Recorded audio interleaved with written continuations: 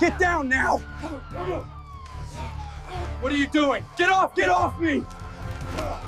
Stop resisting!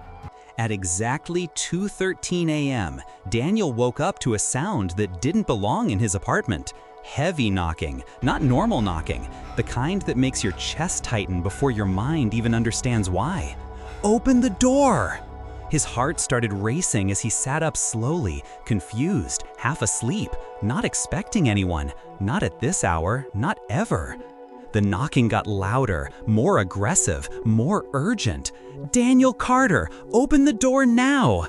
And that's when it hit him. Something was wrong, very wrong. When he opened the door, everything ended.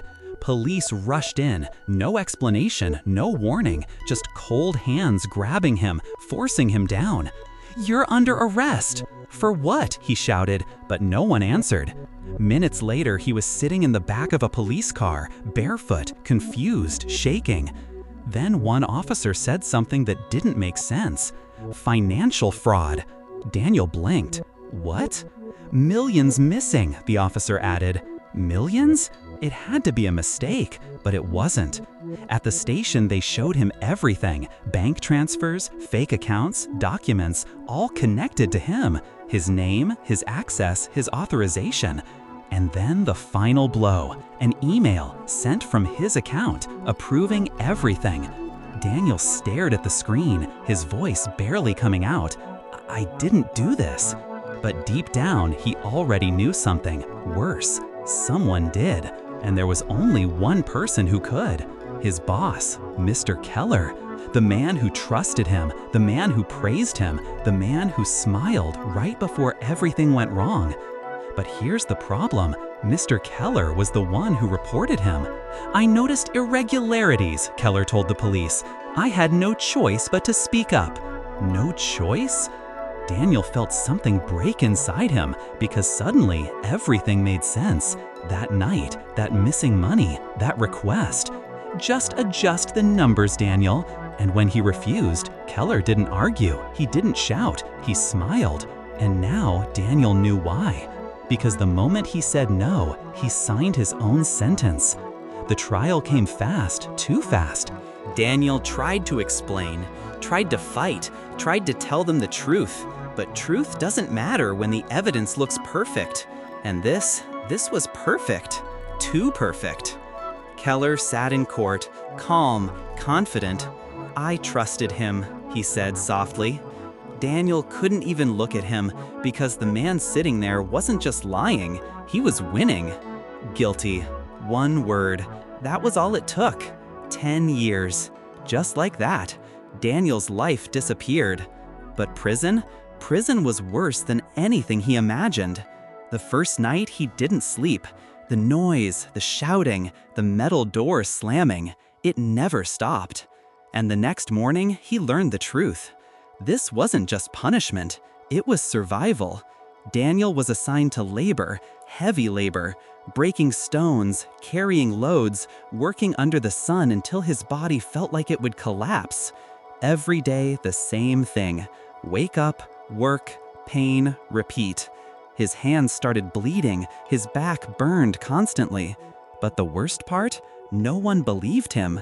"Everyone in here says they're innocent," one guard laughed. And slowly, Daniel stopped talking, stopped explaining. Because what was the point? Days turned into weeks, weeks into months. And then something changed. One night, a new inmate arrived. Quiet, observant, different. And the moment he saw Daniel, he froze. "You," he said. Daniel looked up, confused. "I know why you're here." Everything inside Daniel stopped. "What do you mean?" The man stepped closer, lowering his voice. "Because I worked for your boss." Silence, real silence. And then the truth started to unfold. "Your boss? He's done this before." Daniel's chest tightened. "You're lying." "I wish I was," the man replied. And then he said something Daniel would never forget. "You weren't the first." Suddenly, this wasn't just betrayal.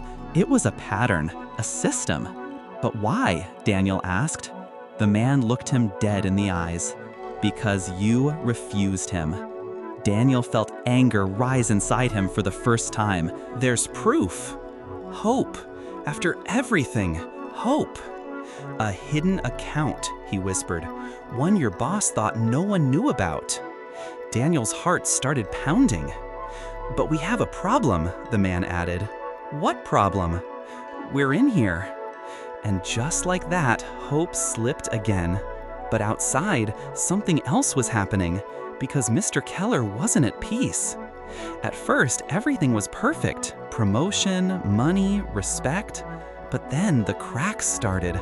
Small things, a missing file, a question from an auditor, a strange transaction flagged. Keller brushed it off, but then came the nightmares. Daniel's face, every night, the look in his eyes. I didn't do this. Keller started drinking, sleeping less, thinking more, because deep down he knew one thing. If one person found out the truth, everything would collapse. And then it happened, an investigation. Not into Daniel, into the company.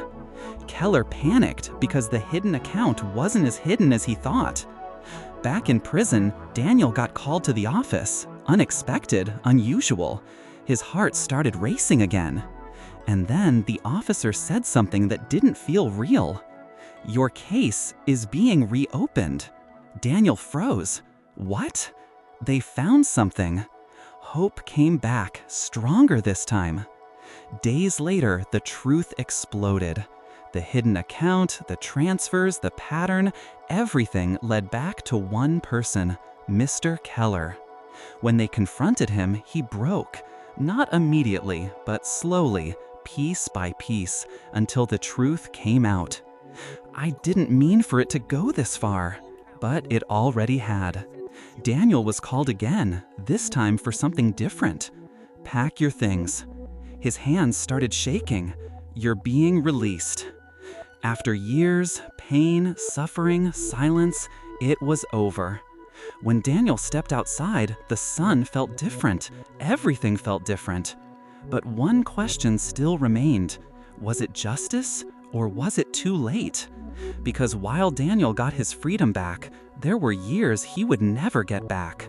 And somewhere, in a quiet courtroom, Mr. Keller stood in chains. But that wasn't the moment that broke him. It was later, when he walked into a small hospital room and saw his own young son lying weak on a bed, eyes tired, voice barely a whisper. Dad, are you a bad person? Keller froze. His world stopped. Because for the first time, there was no lie he could tell, no story he could twist, just silence. His son looked at him again, tears forming. Did you hurt someone like people say? And in that moment, Keller felt everything he had done crash down on him.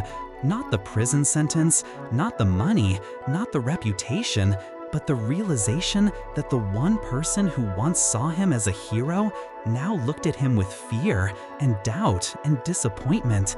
Keller dropped to his knees, unable to speak, unable to breathe, as his son slowly turned his face away, refusing to look at him again. And that was the moment he understood. Prison wasn't his punishment. Losing the person who loved him the most was.